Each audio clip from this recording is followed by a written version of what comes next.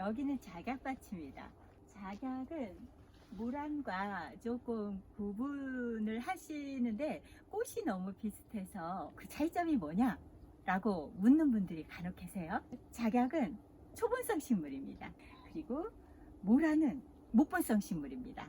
크게 구분 짓는다면 그렇게 이해하시면 되시겠고요. 우리 이 농장에서는 작약을 지금 이게 정식한 날짜가 2020년 11월이었습니다. 그래서 지금 지난 3월에 첫 수확을 시작하게 됐었습니다. 이 농원에는 저쪽에 엔젤칙스라는 그 품종이 있는 거고요. 여기 보시면 수확이 이미 조금 마감이 됐습니다.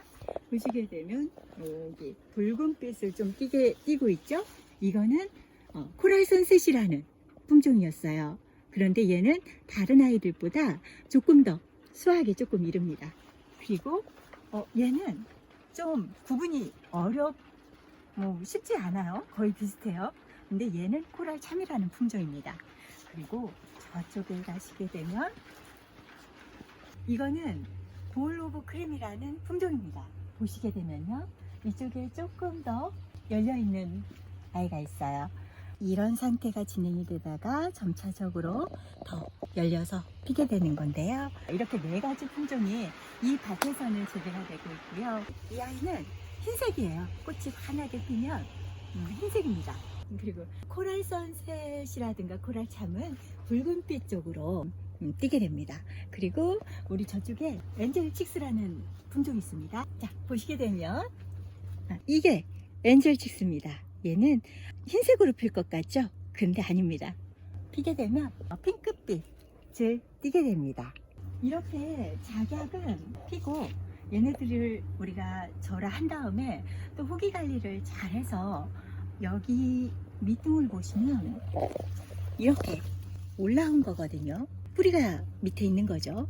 우리가 촉이라고도 표현을 하는데 이 양분들이 이제는 가을까지 광합성이라는 작용을 열심히 해서 양분들을 밑에 뿌리로 많이 보냅니다.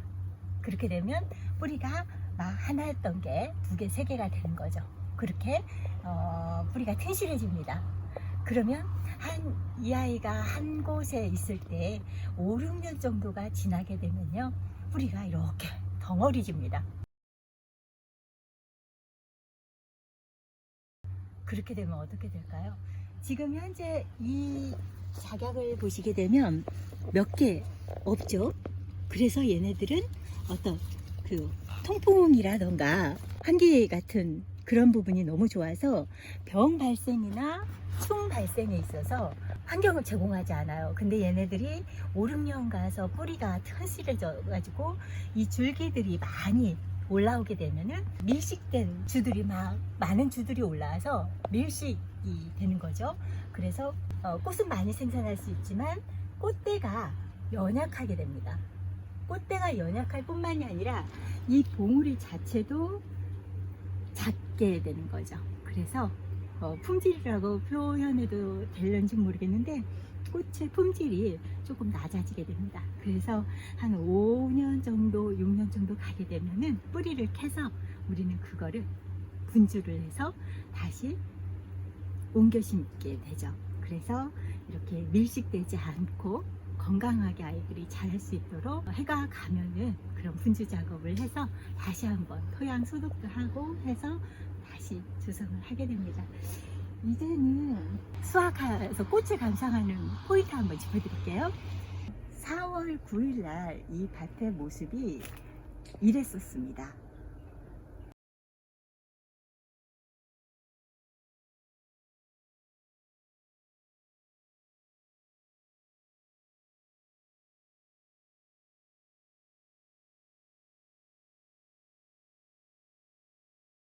그런데 지금 모습은 보시는 것처럼 일주일이 지났는데 이렇게 우리 코랄 선셋 쪽은 수확이 끝난 상태고요.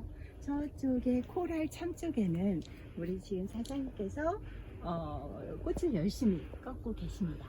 그리고 이쪽 보시는 엔젤식스는 조금 더 있어야 수확에 들어가는 부분이 되겠죠. 그래서 이렇게 수확 기간이 다소 차이가 나는 건데, 작약을 보시게 되면 어떤 분은 작약을 약작약으로만, 약초로 이해하시는 분들이 많은데, 약초로 이용하는 작약과 꽃을 이용하는 작약은 다릅니다. 품종 자체가 달라요. 그래서 이 꽃작약에 해당하는 그 촉을 살 때는 가격이 비쌉니다. 평균 한 촉에 8, 9천 원이라고 보시면 되겠고요. 약작약으로 이용하는 그 촉은 몇백 원이면 삽니다. 이렇게 약작약과 꽃작약은 확연히 다른 겁니다. 근데 지금 4월 8일, 9일, 10일, 11일, 12일 우리가 다소 너무 따뜻한 봄 날씨를 겪었죠. 그래서 보시면 개나리나 벚꽃, 뭐 이런 목련 그런 꽃들이 순차적으로 핀 게 아니라 한꺼번에 확 펴버렸어요. 근데 그 현상이 이 꽃농사에서도 같은 영향을 미쳤었습니다. 그래서 어떤 꽃이든 그 8, 9, 10, 11, 12 이 따뜻한 날씨 속에서 꽃이 확 피어버린 거죠.